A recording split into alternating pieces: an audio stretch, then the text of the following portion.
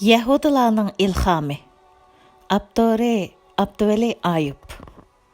Birinchi. Qurolliq fidoyilarga Yahudi Ilhami. 2017 yil avgustda Amerika Birleşme Agentligining Xitoy nasllik muxbiri Gheyret Uyg'urlar haqida xabar ishlashga Turkiyaga keldi. Onun asaslı temisi Suriyadagi Uyg'ur fidoyilari va Misrdagi tutqundan qochgan Uyg'ur taliblar masalasi edi.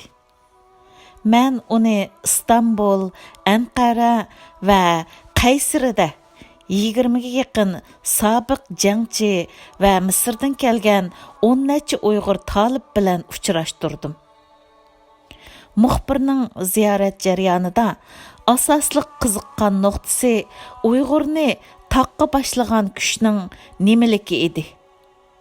Shu chaqda xalqarada Suriyada urush qilayotgan jihadchilarni terrorchi, oshqun va asliyatchi deyish moda bo'lgan edi. Xitoy hukumatimi Misrdagi Uyg'ur o'quvchilarni terrorchilarga bog'lab ulgurgan edi. Gheyret ziyoratini oyoqlashtirib, Uyg'ur jangchilari mening qarshimni o'zgartdi. Ular biz xiyol qilgan asabiylar emas, balki erkinlik uchun jangga tayyorlanayotgan vatanparvarlar ekan degan edi. Gheyret maqolasini yozish uchun vatanga bordi. Ko'rlida 11 soat qamilib dard tortdi.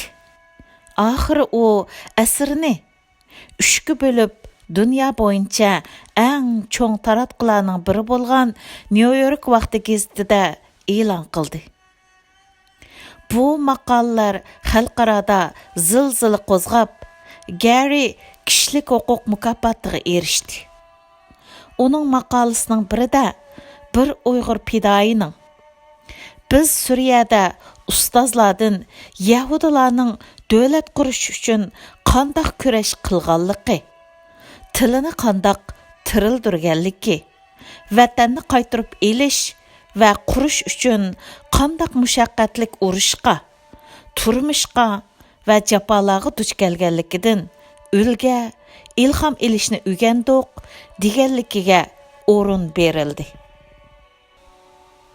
Bu xabar chiqib bir damdala Isroiliyadagi dаңliq matbuotlar asli xabarning mavzusini Suriyadagi Uyg'urlar Yahudilardan o'rganib davlat qurmoqchi deb o'zgartib, bas-basda e'lon qilishdi. Menga Isroiliyadagi bir qancha tanishimdan bu vaqt uchir kelgan bo'ldi. Bu gapni degini Abduxoliq Uyg'ur she'rlarini yaxshi ko'rdigan, kulibli turdigan Uyg'ur yigit edi. U so'zining dunyoda bo'libmi Yahudi davlatida bu qadar davron paydo qilganini bilmaydi. Menmi uning telefon nomerini topolmay bu xabarni yetkazolmadim. Ikkinchi, qurolsiz fidoyilarga ilhom. Xitoyning zulmiga qurolsiz qarshilik qilg'uchi ziyolilar qatlamiga Yahudilardek ilhom baxsh etgan bir millat yo'q bo'lsa kerak. Muhojiratdagi qurolsiz fidoyilarning Yahudilar bilan bo'lgan hamkorligi 2019 yil Amerikadan boshlandi. Bu hamkorlik birlikda namoyish va talab sunishdan birlikda yig'inlarni uyushtirishdagi ham nafaslikka qarab taraqqiy qildi. Amerikadagi Yahudilardan boshqa Angliyadagi Yahudilarmi harakatga o'tdi. Bir Yahudi film shirkati 2018 yili noyabrda İstanbulda zulm, lagerlar va tutqunlikni tema qilgan bir hujjatlik filmni suratga oldi.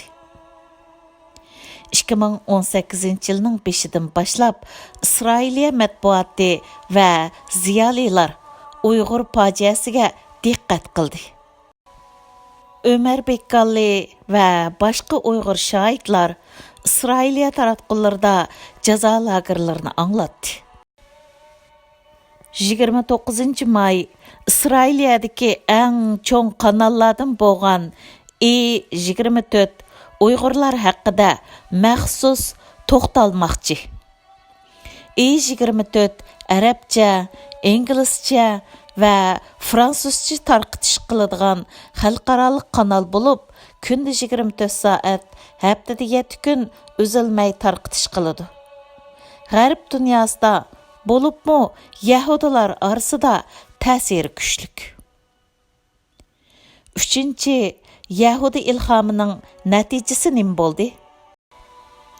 Hozir dunyodagi har qaysi taraqqiy qilgan ellarda yashayotgan Yahudi, Isroiliyada yashayotgan Yahudilardan ko'p.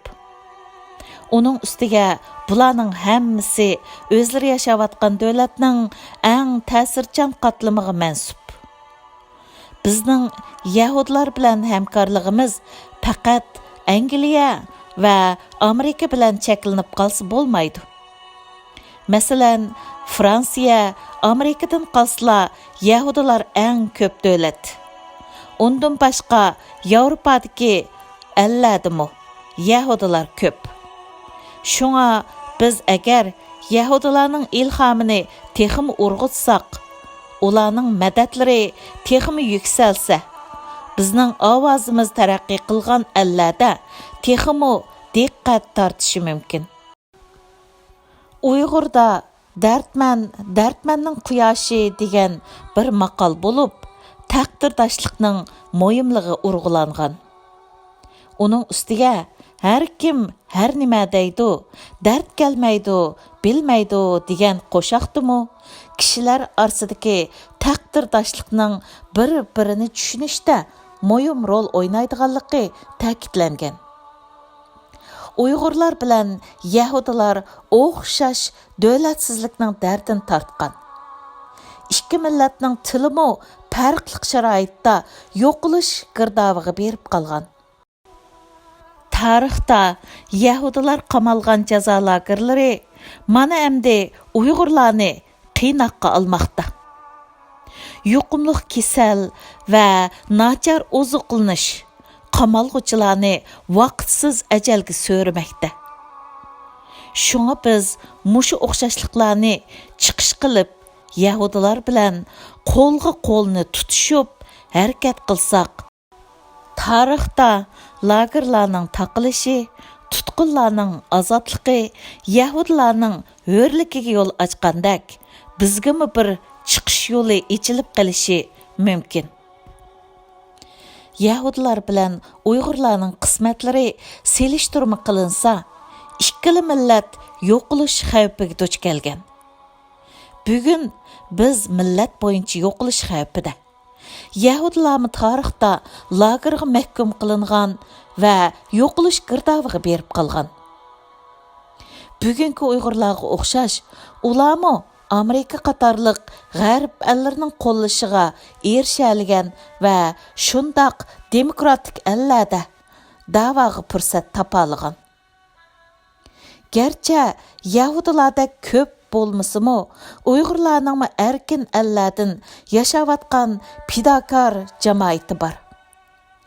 Yahudi ziyolilari ayni chog'da Yahudilar duch kelgan fojiani namoyish, yig'in, axborot, adabiyot, san'at qatorliq qo'lidan keladigan turlik usullar orqali dunyoning azobiga aylantira olgan va Yahudi davosini jahon ahlining jonijon manfaatiga bog'lab, kun tartibda tutib tura olgan.